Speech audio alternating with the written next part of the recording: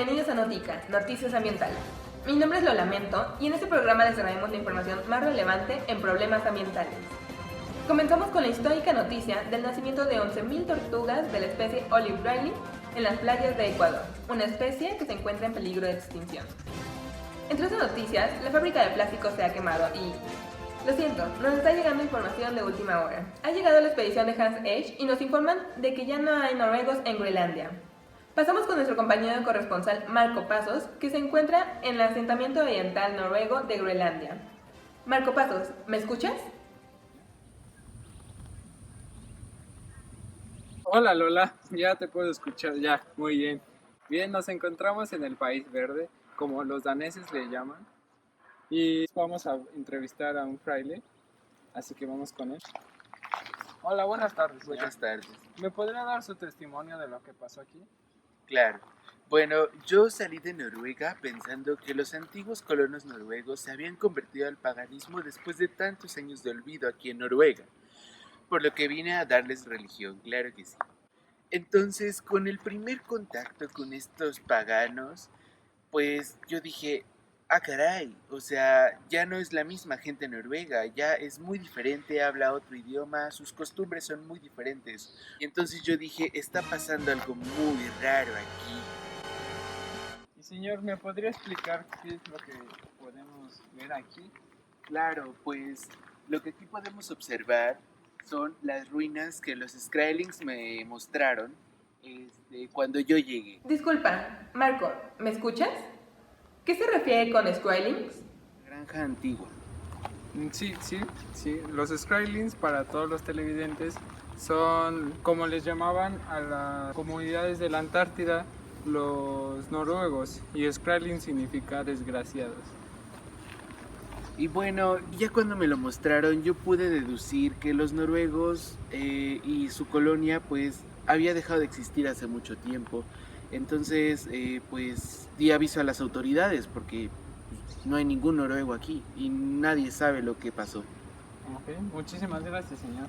Lo dejo continuar con... Entonces, Lola, como puedes ver, ya no hay noruegos. Se ve claramente que la deforestación llegó a un punto crítico.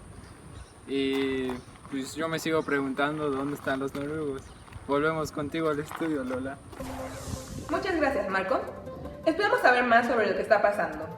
En este momento nos dirigimos a la mesa redonda en la que diferentes especialistas nos darán su punto de opinión sobre lo que ha pasado en Groenlandia. La mesa será dirigida por mi compañero Zacarías Flores. Pasamos contigo, Zacarías. Muchas gracias, Lola.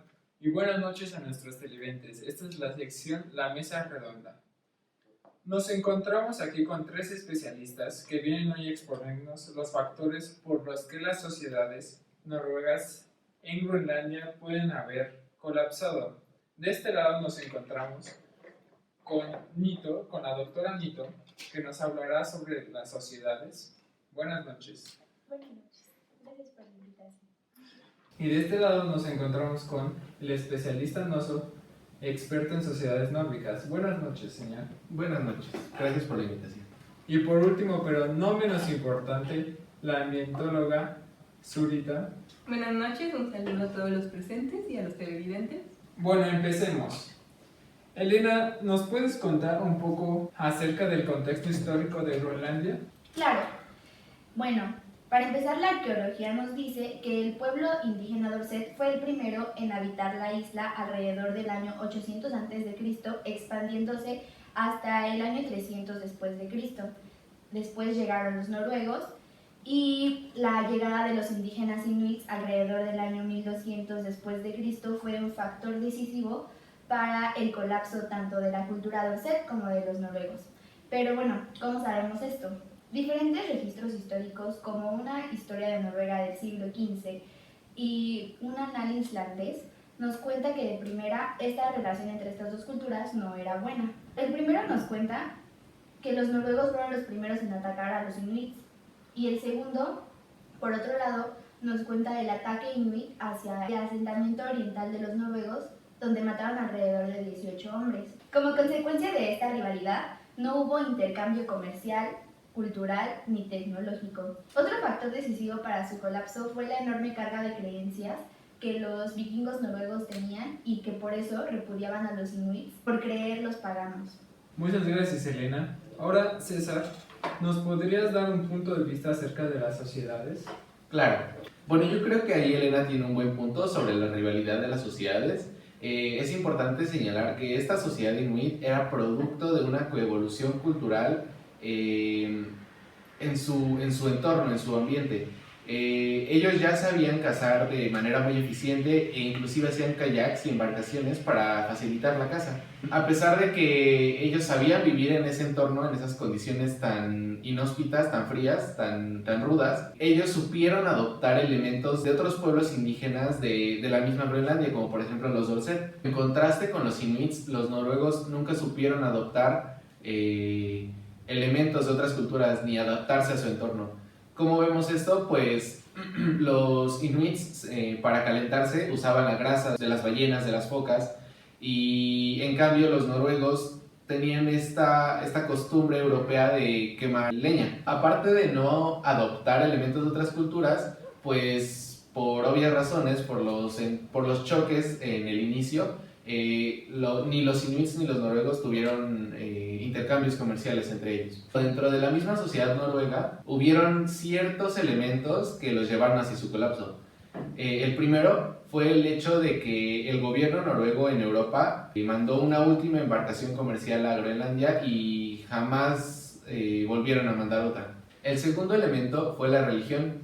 En el año de 1378 murió el último obispo de la región groenlandesa, por lo que al no haber obispo no pudieron haber más ordenamientos de padres, y al no haber padres para oficiar matrimonios, sepulturas o bautizos, la sociedad, al ser tan conservadora,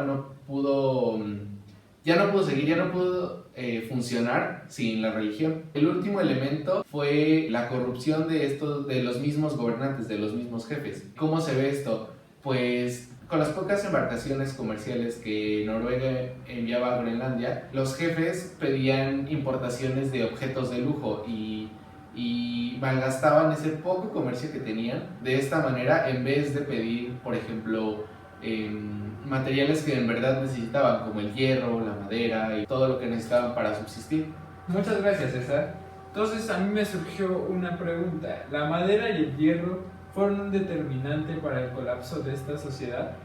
En efecto, uno de los factores que contribuyeron al colapso de Groenlandia fue la sobreexplotación de recursos, como el de la madera, que lo utilizaban para la creación de viviendas y para la obtención de calor, por lo que no fue posible el crecimiento de nuevos árboles.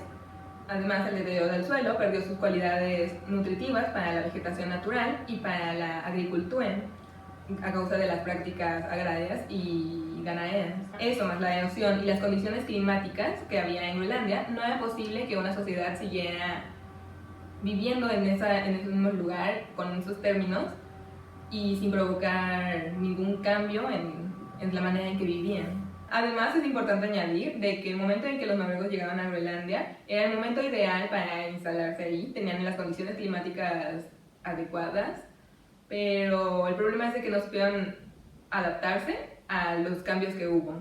Muchas gracias, Elba. En conclusión, la sociedad noruega no supo adaptarse a los retos ambientales y sociales que se les presentaron. Estas perturbaciones paulatinas provocaron su declive y su disolución al sistema. Soy Zacarías Flores y esto fue La Mesa Redonda. Volvemos contigo al estudio, Lola. Te agradezco, Zacarías. Es muy interesante la información que nos han brindado nuestros especialistas. Hemos llegado al final de nuestro programa. Les agradecemos a nuestros televidentes por habernos sintonizado. Los esperamos el día de mañana para más noticias ambientales a la misma hora y en el mismo canal. Mi nombre es Lola Mento y esto fue Notica, Noticias Ambientales.